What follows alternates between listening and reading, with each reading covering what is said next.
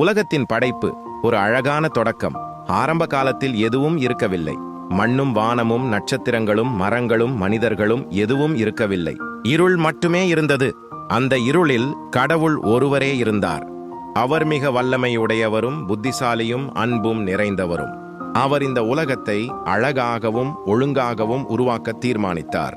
முதல் நாள் ஒளி கடவுள் சொன்னார், ஒளி உருவாகட்டும். உடனே ஒளி தோன்றியது. கடவுள் ஒளியை பகல் என்றும் இருளை இரவு என்றும் அழைத்தார். இதுவே முதல் நாள். இரண்டாவது நாள் ஆகாயம். இரண்டாவது நாளில் கடவுள் நீரின் மேல் ஆகாயத்தை உருவாக்கினார். இது வானம் மேகங்கள் செல்லும் இடம். இதுவே இரண்டாவது நாள். மூன்றாவது நாள் நிலமும் செடிகளும். மூன்றாவது நாளில் கடவுள் நீரை ஒதுக்கி நிலம் வெளிவரச் செய்தார். நிலத்தை மண் என்றும் நீரை கடல் என்றும் பெயரிட்டார். பிறகு அவர் நிலத்தில் பசுமை, செடிகள், மரங்கள், பழங்கள் ஆகியவை வளரச் செய்தார். இதுவே மூன்றாவது நாள். நான்காவது நாள் சூரியன், சந்திரன், நட்சத்திரங்கள். நான்காவது நாளில் கடவுள் வானத்தில் ஒளி தரும் பெரிய பொருட்களை வைத்தார். பகலுக்கு சூரியனை, இரவுக்கு சந்திரனையும் நட்சத்திரங்களையும் உருவாக்கினார். இவை காலங்களை காட்ட உதவுகின்றன. இதுவே நான்காவது நாள்.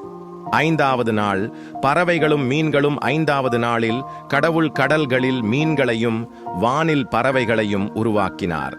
அவை பலவிதமானவையாக இருந்தன. சின்ன மீன்களும் பெரிய திமிங்கிலங்களும் சின்ன பறவைகளும் வண்டுகளும். இதுவே ஐந்தாவது நாள். ஆறாவது நாள் மிருகங்கள் மற்றும் மனிதர்கள். ஆறாவது நாளில் கடவுள் நிலத்தில் செல்லும் மிருகங்களை உருவாக்கினார். யானை, சிங்கம், ஒட்டகம், பூனை, நாய் எல்லாம். பின்னர் கடவுள் ஒரு விசேஷமான படைப்பை உருவாக்கினார். அது யார் தெரியுமா? மனிதன்.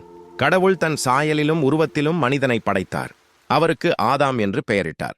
பிறகு ஆதாமுக்கு ஒரு துணை தேவை என்று எண்ணி ஏவாளை படைத்தார். இவர்கள் இருவரையும் கடவுள் ஒரு அழகான தோட்டத்தில் வைத்தார்.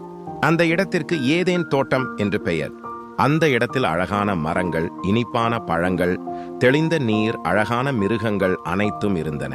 கடவுள் ஆதாமும் ஏவாளும் அந்த தோட்டத்தில் வாழ வேண்டும் என்று சொன்னார். ஆனால் ஒரு மரத்தில் இருந்து மட்டும் பழம் சாப்பிடக்கூடாது என்றார். இதுவே ஆறாவது நாள். ஏழாவது நாள் ஓய்வு. ஏழாவது நாளில் கடவுள் தம் படைப்புகளை முடித்ததால் ஓய்வு எடுத்தார். அவர் அந்த நாளை புனித நாளாக ஆக்கினார். இதுவே ஏழாவது நாள்.